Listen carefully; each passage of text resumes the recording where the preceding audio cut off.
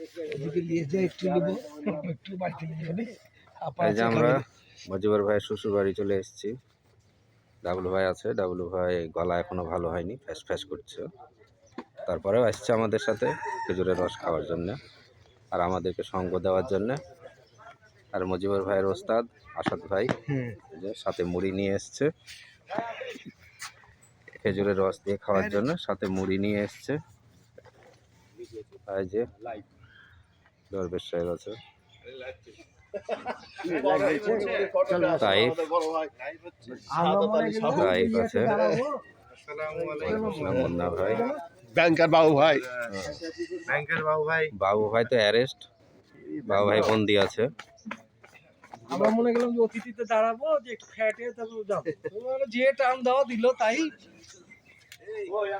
এই যে মজিবর ভাই, এই দেখেন ভিডিও করছে, দেখছেন?